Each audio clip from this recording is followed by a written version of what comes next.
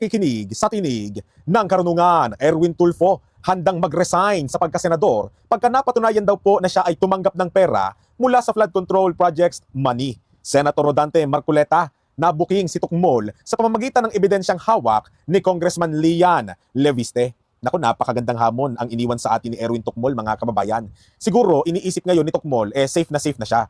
Palibasa, kaalyado nga siya ng administrasyon. Siguro, inaakala niya na kahit anong paratang, kahit na anong bintang, kahit na anong akusasyon sa kanya ng sino mang tao, hindi pa rin naman siya maiimbestigahan. Kumbaga, mapoproteksyonan pa rin naman siya ng kinauukulan.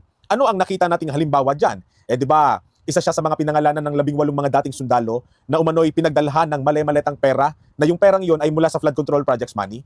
Anong nangyari? Pinatawag po ba siya? Inimbestigahan po ba siya? Hindi po Sa kabalintunaan pa ng mga pangyayari, ginawa pang chairman ng Senate Blue Ribbon Committee na alam naman natin ang mandato ng BRC ay panagutin, imbestigahan, parusahan yung mga tiwaling opisyal ng gobyerno. Mantakin ninyo kung sino pang inaakusahan, siya pa ang ginawang chairman. Talagang napaka-kalokohan ang nangyayari, di po ba? Ngayon mga kababayan, ang akala ni Tulfo na safe na siya, nagkakamali siya doon. Kasi meron namang mga taong bayan o may mga mamamayan Pilipino pa rin ang gising na gising, ang mulat na mulat sa katotohanan ng mga pangyayari. Ika nga hindi na paloloko pa.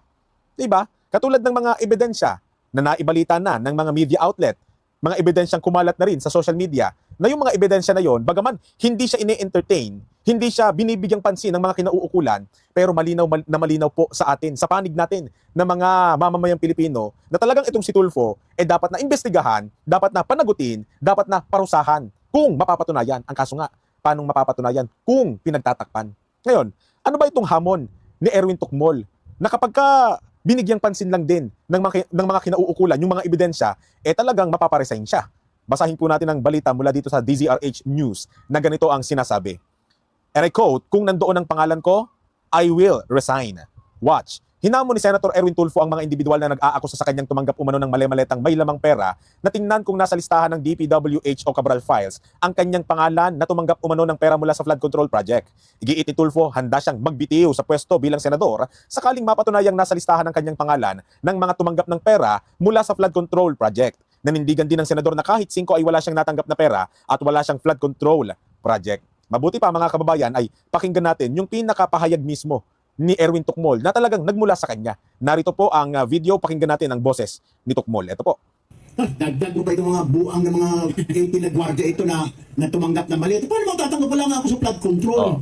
Wala naman, di naman po lumutan yung pangalan ko doon sa binanggit. Ito na lang po, diretsahan tayo. Ayan ang hamon niya. Pag may nakita ho kayo ang pangalan ko sa DPWH, o sa listahan ni Cabral na sinasabi ni Congressman Leviste, Yan. na tumanggap sa flood control, na may flood control, I will resign. Nako. Bitin niyo po sa Senado yung pangalan ko na merong allocation kay Congressman Tulfo or Senator Tulfo na may sabit sa flood control, magre-resign po ako immediately. I will resign. I will conduct a press conference. I said I resign because I lied, because I have a flood control project. Wala po ni 5 akong nakuha. Simula na maging congressman ako hanggang ngayon, wala po akong natanggap na pondo para sa flood control o farm to market road, kung ano pang kabulastugan na yan. Wala po akong natanggap.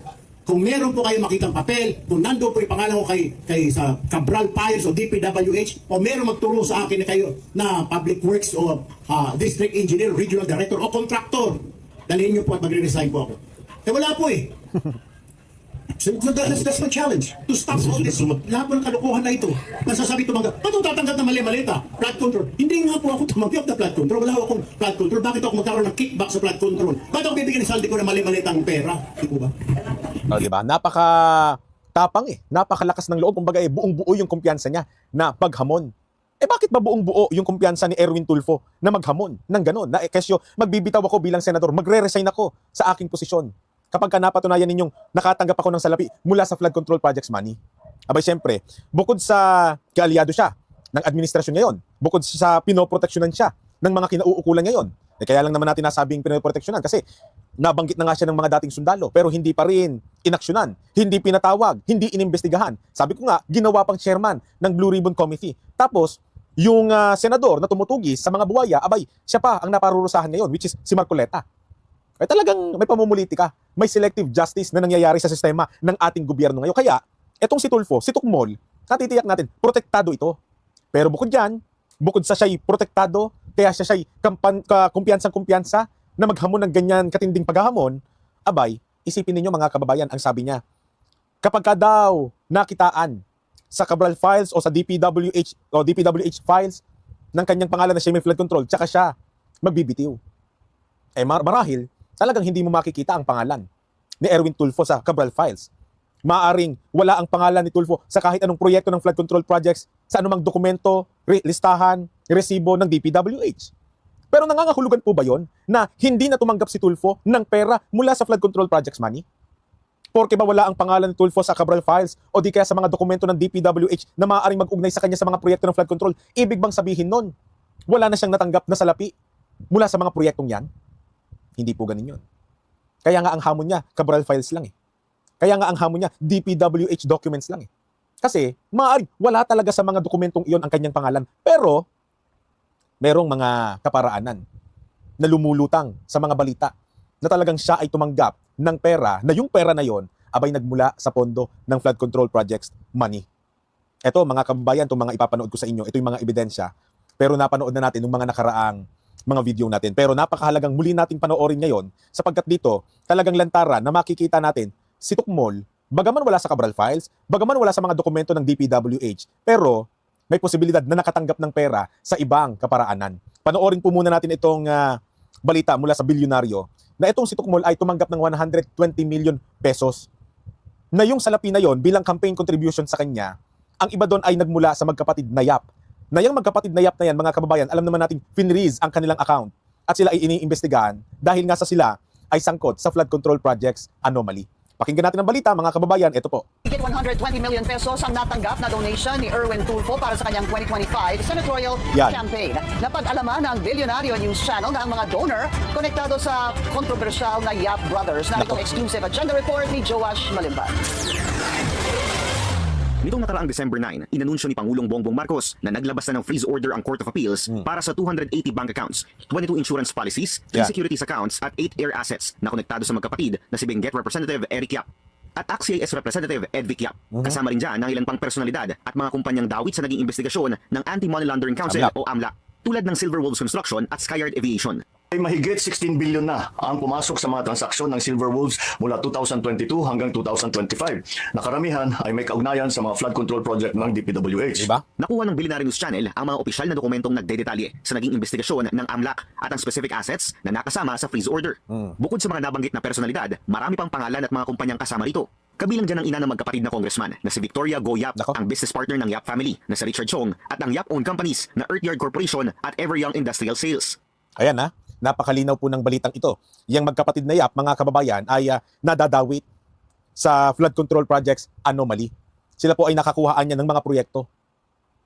Nakakuha sila ng budget, pondo mula sa DPWH para sa flood control projects. Sa makatuwid, itong magkapatid na Yap na ito ay iniimbestigahan. Kaya nga naka-freeze yung kanilang account, yung mga bank accounts nila.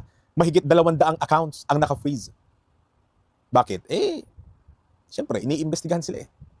Talagang may mga ebidensya na sila ay sangkot sa katiwaliang ito.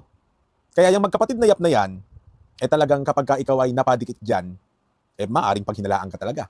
Ngayon, saan kaya napunta o saan kaya nagmula yung mga campaign donations, yung campaign contributions ni Erwin Tukmol? Ano ang kinalaman ng magkapatid na Yap na ito dito kay Tukmol? Panoorin natin, tuloy po. Ang lahat ng mga pangalang ito may probable cause para ituring na related sa isang unlawful activity ayon sa Court of Appeals. Yan. Sa aming pagsisiyasat, Ito na. tugma ang mga pangalang ito sa pinakamalalaking campaign donors Nako. ni dating AXIS Representative at ngayon Senator Erwin Tulfo. Nakuha namin ng kopya ng Statement of Contributions and Expenditures ng Senador. 120.1 million pesos ang total campaign contributions na natanggap Laki, nito sa kanyang Grabe, naging kandidatura 121 na tila million. pinagtulong-tulungan lamang ng 6 campaign donors. Ito yung sinasabi ko eh. Si Erwin Tukmol may 121 million na campaign contributions. Si Senator Marcoleta may 75 million pesos na campaign donations. Pero si Marcoleta kinasuhan ng plunder. Samantalang si Tukmol wala, malaya, hindi maimbestigahan. Diba? Napakalinaw. Talagang may selective justice. Kaya talagang ang tiwala ng taong bayan sa mga namiminuno ngayon, bagsak na bagsak na. Yung pagtitiwala ng taong bayan, nakita natin dyan sa negative 15 at sa negative 13 na satisfaction rate sa administrasyon. Sumasalamin yan sa isang bahagi na ang taong bayan wala nang tiwala sa gobyerno natin. Bakit? Nakikita ganito ang sistema. Pagka ikaw ay kaalyado, safe ka. Pagka ikaw ay bumabatikos, kritiko, laglag ka. Paparusahan ka. Unsafe ka.